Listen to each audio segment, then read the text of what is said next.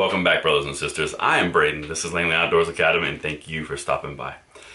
Alright guys, today we're going to talk about Biden. We're going to talk about his little speech against the Second Amendment and his gun violence prevention introduction thing that he did 2 or 3 days ago. But the thing that I want to hit on is something a little different than what everyone else was hitting on. Yes, of course, he made fun of Patriots. Yes, of course, he threatened them with F-15's and nuclear weapons, whatever. But he showed something. He showed the left's mindset and worldview, and it really bodes well for the Second Amendment supporters if we have the American resolve that I know each one of us has. It's incredibly crucial, and we're going to touch on it in this video and dive all the way across the board. Now, you guys know this video. Like I said, he's talking about trees and Patriots and blood and ficuses and F-15's and nukes. We're going to dive into it in 1 second. The first thing that we're going to do is we're going to read a quote from George Washington, which I think really encapsulates the American experience and Second Amendment supporters really well, and I think it does for you guys too. Let me know how this works for you guys in the comments below. If you agree, if you disagree, let me know what you're thinking and feeling, because this is important and I think it's share-worthy. Alright. The thing that separates the American Christian from every other person on earth is the fact that he would rather die on his feet than live on his knees. George Washington. It's pretty accurate. There's a lot of you out there that are watching this video that I know feel like that. And it's not about bravado, and it's not about being Rambo, and it's not about doing something crazy. It's about sacrificing yourself for something larger than yourself, the future of our freedoms and our people. That's the whole idea. But now, let's watch Biden. I know, we gotta do it. We gotta do it, people. We'll watch this, and then we're gonna react to it. The Second Amendment from the day it was passed limited the type of people who could own a gun, and what type of weapon you could own. You couldn't buy a cannon. Those who say the blood of Patriots, you know, and all this stuff about how we're going to have to move against the government. Well, the tree of liberty is not water with the blood of Patriots. What's happened is that there never been, if you wanted to think you need to have weapons to take on the government, you need F-15's and maybe some nuclear weapons.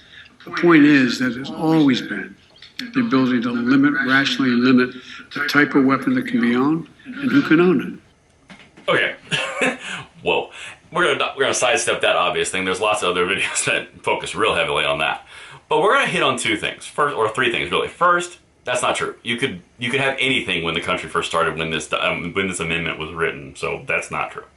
But the other part here that's important is he starts hitting on a terribly misread quote from Thomas Jefferson. So here's the actual quote that he tried to stumble through royally.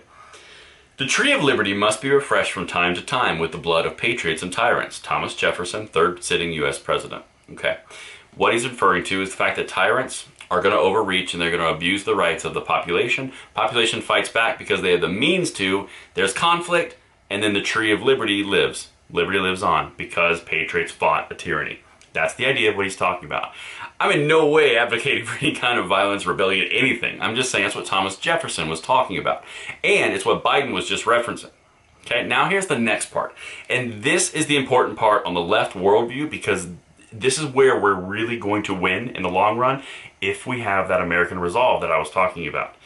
He hits on, well, you have these AR-15s and assault weapons to take on the government, but you don't have F-15s and nuclear weapons. Okay, there's a few things I want to say here. 1, 1960s, that was pretty much that scenario, and current day with Afghanistan. So we had Vietnam and Afghanistan. Those countries didn't have those things, and yet still it wasn't a very quick war, was it? No, it wasn't. It's about the resistance and the feeling in your heart of rebellion that you will not be subservient to someone who does not respect your rights. That's the whole point. I'm not getting the politics of the wars or the fighting. I'm just saying that's the idea. Now, this is the part that's really crucial for the left.